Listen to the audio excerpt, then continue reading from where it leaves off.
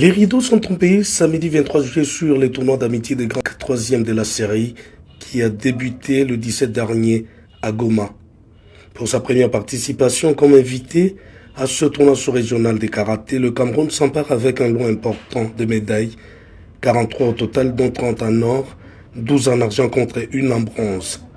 Suivi de la République démocratique du Congo, pays hôte, qui en rafle les 36, dont 11 en or, 18 argent et 7 en bronze.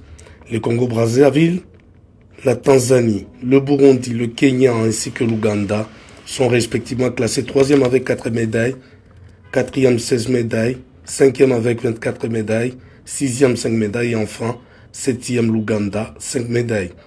Avec un sentiment mitigé, le président de la Fédération de karaté-do du Congo, Maître Freddy Lacombo, a salué une fin heureuse du tournoi, mais souligne un accompagnement tardif du gouvernement central qui serait à la base d'une préparation insuffisante.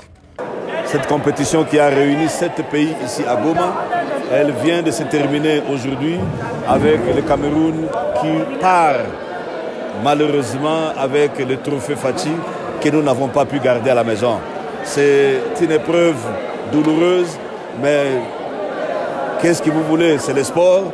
Sportivement, nous encaissons, nous acceptons la défaite devant le Cameroun. Nous sommes dans la joie parce que tout s'est bien terminé. Et nous avons commencé avec vous, nous terminons aujourd'hui avec vous. Et bonne chance à l'équipe du Cameroun qui va revenir l'année prochaine remettre en jeu le trophée Fachi que nous promettons. Nous promettons de récupérer vraiment parce que c'est ici sa maison et non au Cameroun. Un peu mitigé parce que ceci témoigne du manque de préparation. D'autant plus que, comme vous le savez, nous avons toujours condamné et regretté, je l'ai dit devant le représentant du ministère des Sports, nous avons toujours condamné la mise des moyens en retard, ce qui fait que la préparation, deux fois, elle est bâclée parce que nous la faisons d'une manière un peu difficile. Bref, nous croyons que l'année prochaine sera la bonne. Dongo Bertin, président de la Fédération camerounaise de karaté, s'est dit flatté par le rendement de ses poulains et met cela à l'actif d'une préparation sérieuse. C'est un sentiment de joie, de fierté d'avoir remporté le trophée général de cette compétition. L'objectif, comme on l'a dit à notre arrivée, c'était de remporter le plus grand nombre de médailles et faire mieux que l'année précédente, c'est-à-dire l'année 2022, où nous avons remporté 37 médailles, parmi lesquelles 22 en or et 15 en argent. Donc pour cette édition 2023, notre objectif était de faire au moins le même résultat que l'année dernière. Et c'est vrai, au départ, c'était très compliqué parce que à la dernière édition, on avait 4 pays et aujourd'hui, on avait 7 pays.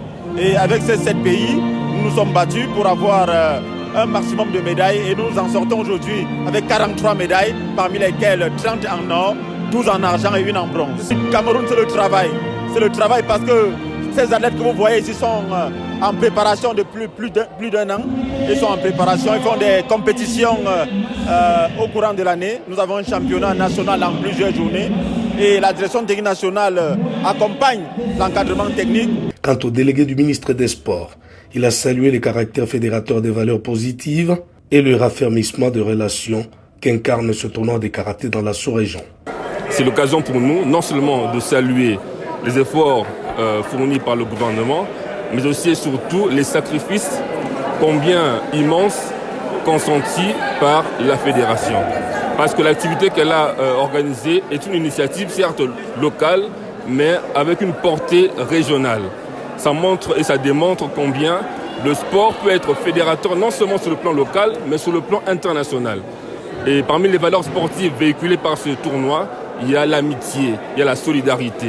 Et donc c'est un honneur et un bonheur d'avoir pris part à cet événement et nous espérons que les prochaines éditions seront meilleures. Ainsi donc, le TAGL 3e édition clôture ses portes à Goma et refixe le rendez-vous aux amoureux du karaté l'année prochaine.